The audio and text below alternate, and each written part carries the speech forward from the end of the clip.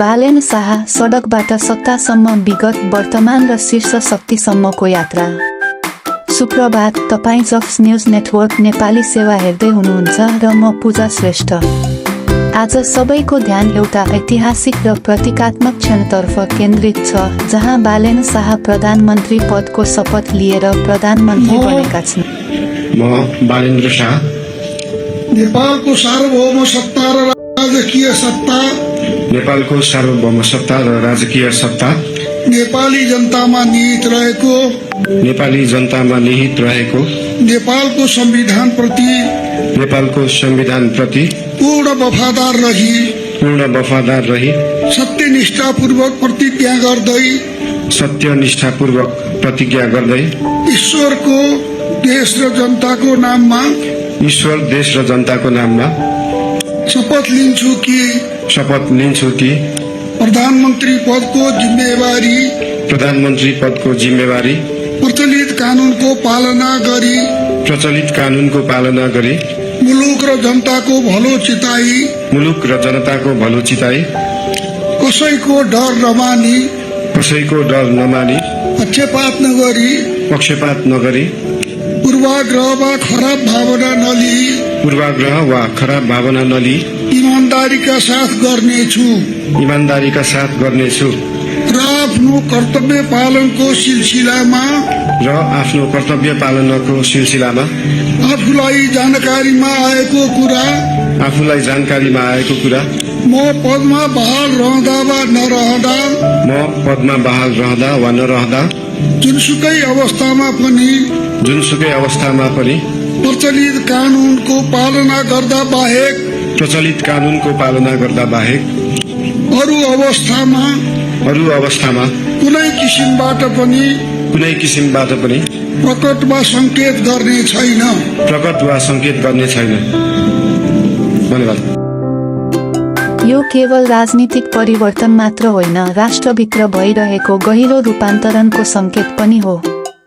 चैत्र 13 गते दिउँसो 12:34 बजेको शुभ साइटमा शपथ ग्रहण समारोहका लागि भव्य र आध्यात्मिक वातावरण तयार पारिएको थियो। यो समारोहले परम्परा र राष्ट्रिय गौरवलाई अनौठो रूपमा एकसाथ जोडेको छ। 108 जना बटुकहरूले पवित्र वैदिक मन्त्र उच्चारण गरेका छन्।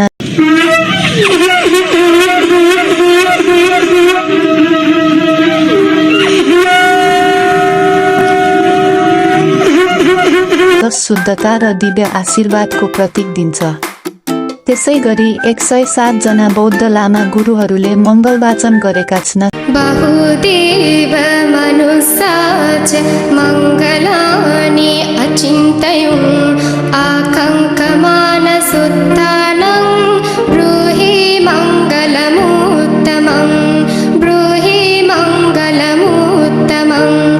असेवनाच बालानां पण्डितानां च सेवना पूजा च पूजनीयानां एतं मङ्गलमुत्तमम्।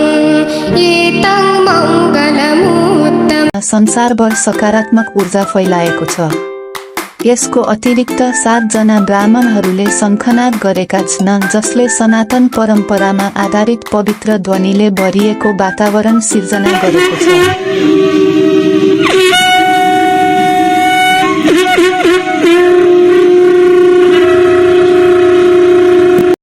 यो केवल एउटा समारोह मात्र होइन, यो एकता, सद्भाव र सांस्कृतिक पहिचानको सन्देश हो। यो क्षणलाई बुझ्नका लागि हामीले बालेन शाहको यात्रा, उनको विगततर्फ फर्किनुपर्छ।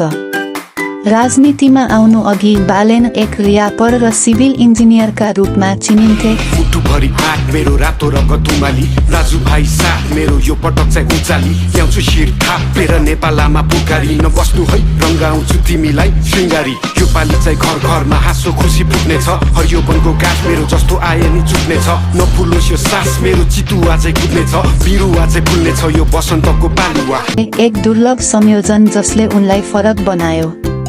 उनको आवाज केवल संगीतमा मात्र होइन, सामाजिक मुद्दाहरूमा पनि गुन्जिएको थियो। आपत्ति जनाएको होइन, सडक विभागले आपत्ति जनाएको भए उसलाई 15 दिनभित्र रिप्लाई दिनु भन्दाखेरि उसले दिएको छैन, ठेक्का लगाइसकेको छ। सडक विभागले बनाएको फुटपाथै होइन त्यो काठमाडौँ महानगरपालिकाले बनाएको उनी स्वतन्त्र उम्मेदवारका रूपमा राजनीतिमा प्रवेश गरे र काठमाडौँ महानगरको मेयर चुनाव जित्दै इतिहास रचे परम्परागत दलहरूको लामो वर्चस्व तोड्दै सुन्तला पाकेर प्यालै भयो काठमाडौँको मेयर सिटमा बालेन सालाई भोट बालेन दाइले पिस गरिदिन्छन् त्यो जितले नयाँ राजनीतिक कथाको सुरुवात गर्यो। बालेन शाह आफ्नो साहसी नेतृत्व, स्वतन्त्र सोच र युवा संघको बलियो सम्बन्धका लागि व्यापक रूपमा प्रशंसित छन्।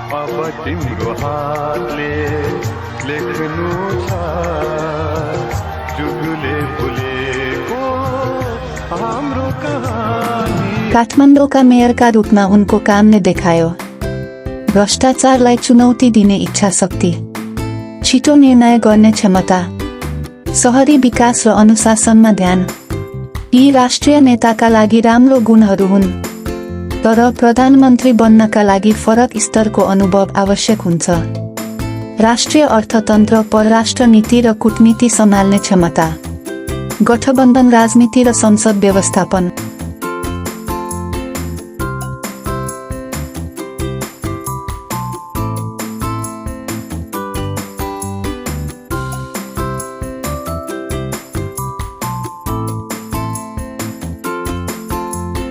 विभिन्न प्रदेश र जटिल प्रणालीसँग काम गर्ने दक्षता।